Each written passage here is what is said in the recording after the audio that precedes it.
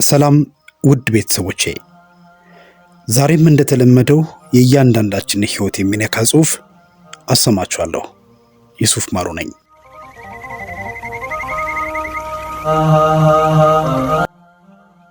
ረሃብ ስንት ቀን ይፈጃል? ረሃብ ቀጠሮ ይሰጣል ወይስ ቀን ቆጥሮ ይፈጃል? የሆድ ነገር ሆድ ይቆርጣል ይባላል፣ ድሮም ይባላል።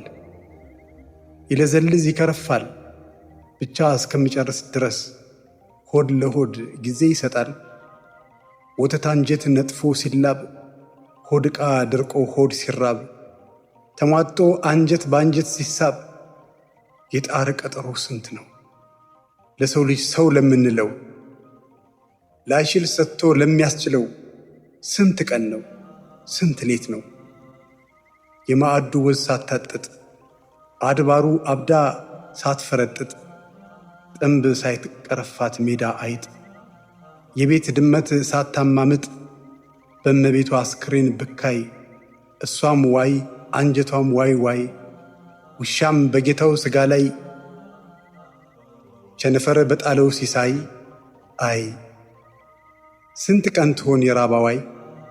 እስቲ እናንተ ተናገሩ ተርባችሁ የምታውቁ፣ ከቸነፈር አመልጣችሁ ተርፋችሁ እንደው ሳታልቁ፣ ትንፋሽ ቀርቷችሁ እንደሆን ያስቻላችሁ እንደሆን ጥቂት፣ ቀጠሮ ይሰጣል እልቂት ስንት መዓልት ስንት ሌሊት፣ ጥምብ አንሳው ሳይወርድ በፊት ሳይሞዠርጣችሁ ጥፍሩ፣ በጣረ ሞተ አክናፋቱ አንዣቦ በመቅሰፍት እግሩ፣ አንደበት ተርፏችሁ እንደው ሳትነግሩን ከምትቀሩ፣ ካስቻላችሁ ተናገሩ።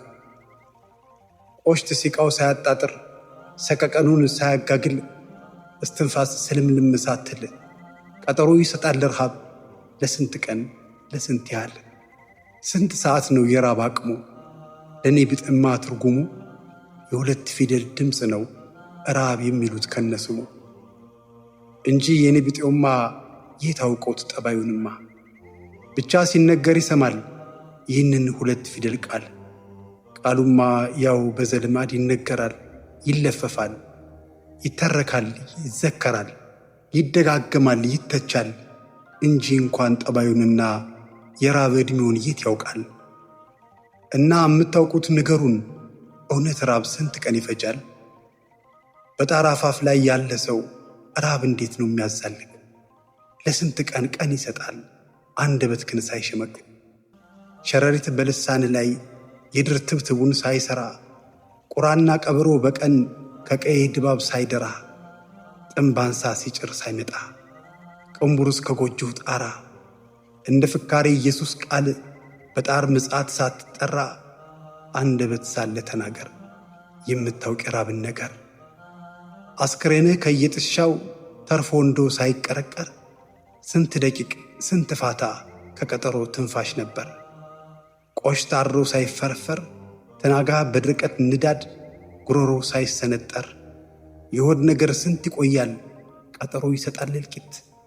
ስንት መዓልት ስንት ሌሊት፣ ስንት ሰዓት ነው ሰቆቃው፣ ስንት ደቂቃ ነው ጭንቁ? እስቲ እናንተ ተናገሩ ተርባችሁ የምታውቁ። ስንት ያቆያል ስንት ያዘልቃል? እውነት ራብ ስንት ቀን ይፈጃል? ወዳችሁታል ብዬ ገምቻለሁ። እባክዎ ቢያንስ ለአንድ ጓደኛው ሼር ያድርጉ። ደህና ሁኑ።